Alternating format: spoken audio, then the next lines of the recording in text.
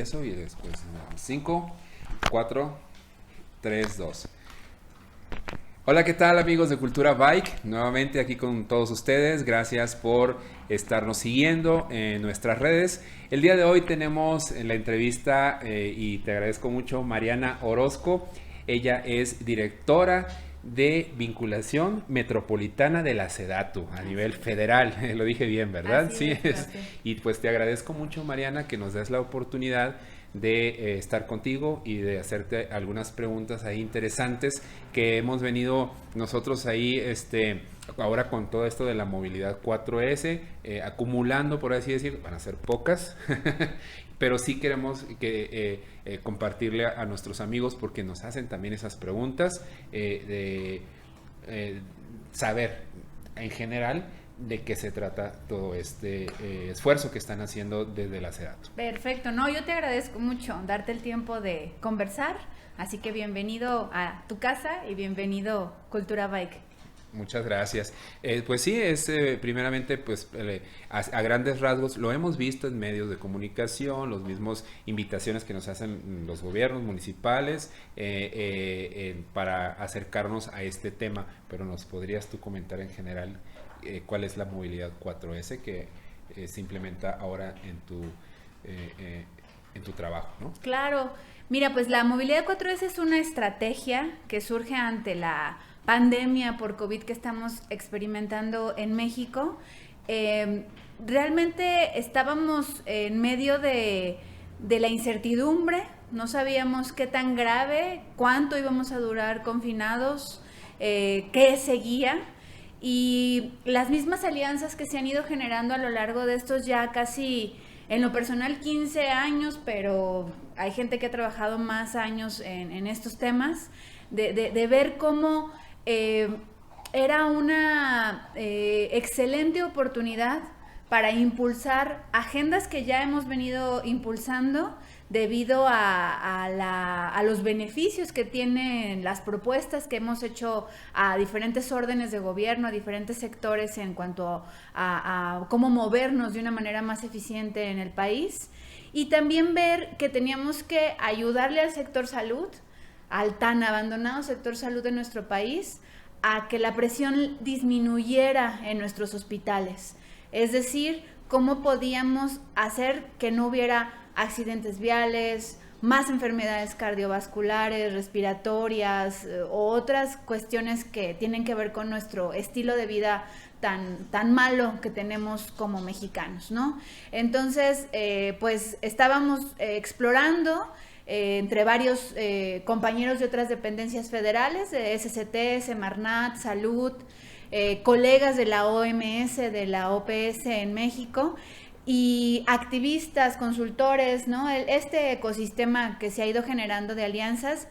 Y entonces nos propusimos redactar un plan que le pudiéramos proponer a los gobiernos locales, en donde hiciéramos equipo, en donde todos nos pusiéramos la misma visión, los mismos objetivos, y que de esa manera pudiéramos aprovechar la puerta que se abría para que estas personas que no han querido aceptar el gran problema de movilidad que tenemos en nuestras ciudades, ante la pandemia, al ver nuestros sistemas de transporte saturados y abandonados y sin ventilación, ¿no?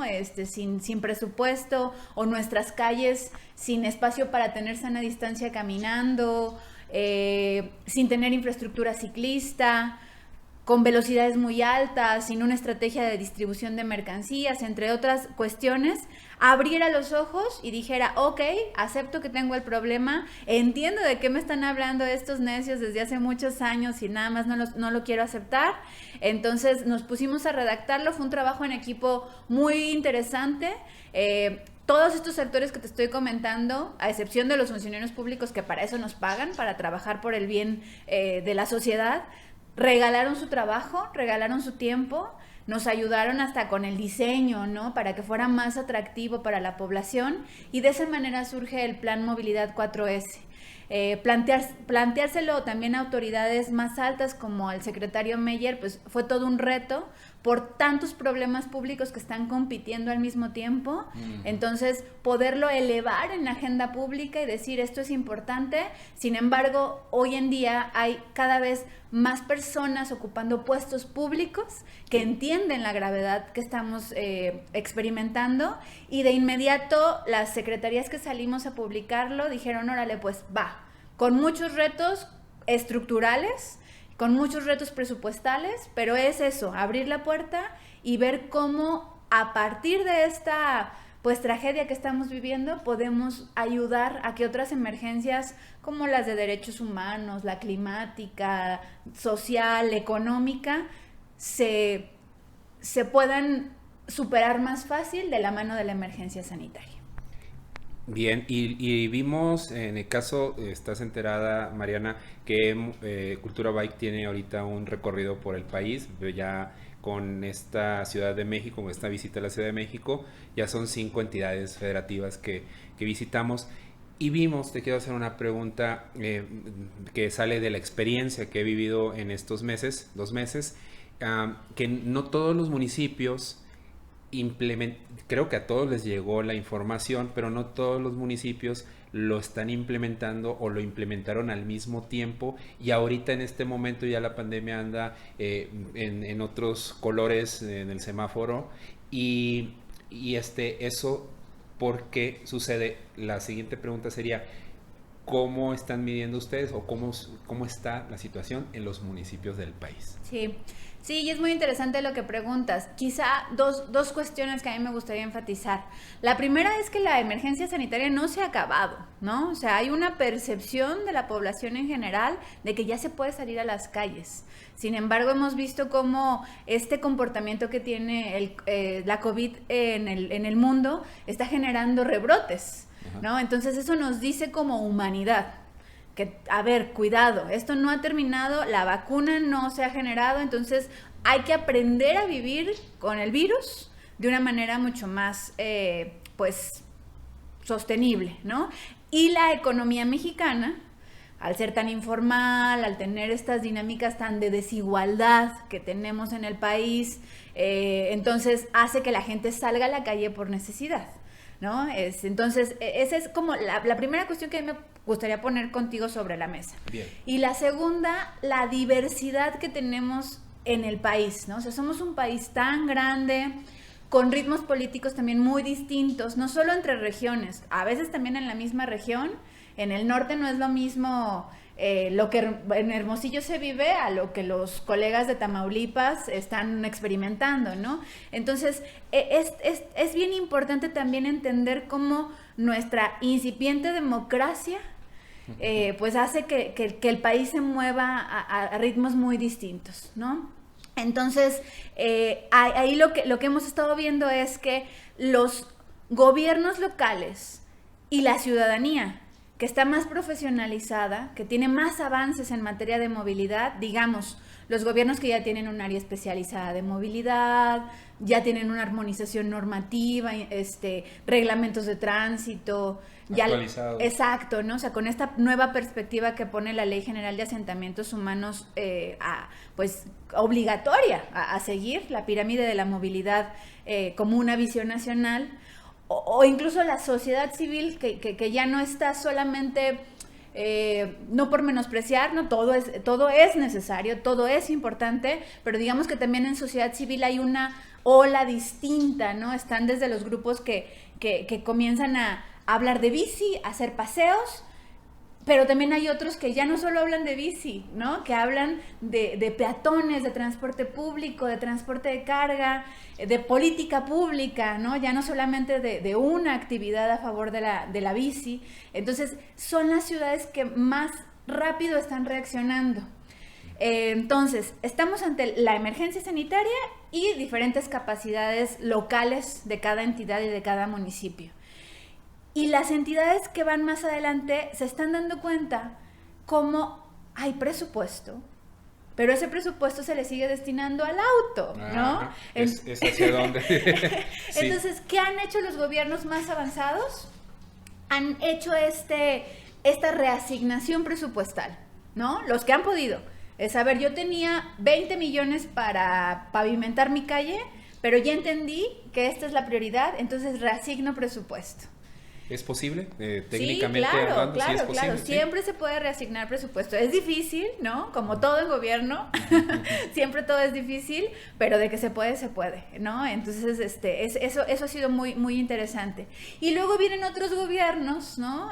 Atrás, y ciudadanos o sector privado detrás, como abriendo poco a poco los ojos, ¿no? Entonces yo creo que eso es bien importante de entender, porque estamos ante un proceso social y los procesos sociales van así, ¿no? Entonces, hace 15, 12 años nos decían, no, pues es que eso de la movilidad más, ahí no decíamos 4S, la movilidad más sostenible, quizá, ¿no? O dejar el auto, nunca va a ser posible, ¿no? Nos dijeron, cuando sea moda. Pues nos aferramos y lo pusimos de moda. Se puso de moda y era moda. No, pues es que lo que se necesitan son proyectos de infraestructura o proyectos de equipamiento. Bueno, pues vamos a conseguir que se etiquete dinero para presupuesto. Y lo hicimos. No, pues es que el gobierno federal no habla de eso, ¿no? Y ¡boom! 2 administraciones después, el gobierno federal está hablando de temas que nunca había aceptado como problema, ¿no? Entonces creo que es bien interesante cómo se ha ido construyendo la narrativa y cómo como sociedad lo hemos aprendido y entendido. Muy bien, ahora un tercer elemento muy importante, y ya siento que como ciclistas a nivel nacional hemos crecido, ya no estamos jugando a la bicicleta, por así decirlo. Ahora tenemos un poco más de conocimiento, experiencia de cómo plantear nuestros problemas diarios y se escucha a nivel general como país, pero y como lo dices tú, la narrativa se va construyendo de una mejor manera para aterrizar proyectos, pero siempre se queda muy, muy suelto el tema del presupuesto y la reasignación o la etiquetación de los recursos ya claramente para esto, ¿no? Porque todavía ahorita a estas alturas se sigue destinando recursos prioritariamente para el uso del automóvil. Uh-huh. Sí, yo creo que ese es el más grande reto que tenemos. ¿Cómo movemos esta estructura presupuestal, tanto a nivel federal como a nivel local, ¿no? Y es bien necesario que todos los que estamos promoviendo estas cuestiones sepamos la complejidad de las políticas públicas, ¿no? Hemos construido un sistema complejo que también tiene su razón de ser. Si no, cualquier persona llegaría y cambiaría todo conforme a sus prioridades, cuando hemos ido haciendo un ensamblaje institucional, un engranaje que se mueve conforme al beneficio público, al beneficio común, ¿no? Entonces, lo que es el presupuesto de egresos de la Federación se construye pues con variables macroeconómicas, microeconómicas, y entonces si le pido prestado acá, esta secretaría acá, y entonces todas esas negociaciones que se dan en la Secretaría de Hacienda es bien importante tenerlas en cuenta, porque si no queremos una solución mágica o un caudillo que saque desde la chistera la solución, ¿no? Entonces creo que eso como ciudadanos maduros, ¿no? Ciudadanos sí. en el sentido amplio de la palabra, tenemos que aceptar que no es tan sencillo, ¿no? O sea, por más voluntad política que haya, siempre va a haber resistencias, y en estos términos del presupuesto de egresos de la Federación son resistencias estructurales, sistémicas, que tenemos que ir rompiendo poco a poco, ¿no? Entonces, si una gran parte de la población, que además es la que se mueve en transporte público, camina, usa la bicicleta, no tiene conocimiento de esto, aunque exija y exija, no se le va a escuchar, porque suelen ser los de los deciles más bajos, y entonces no tienen poder de incidencia en la agenda pública, y además están tan ocupados por sobrevivir que cuando les pides que entiendan el presupuesto de egresos de la Federación y la complejidad, ¿no? Sí.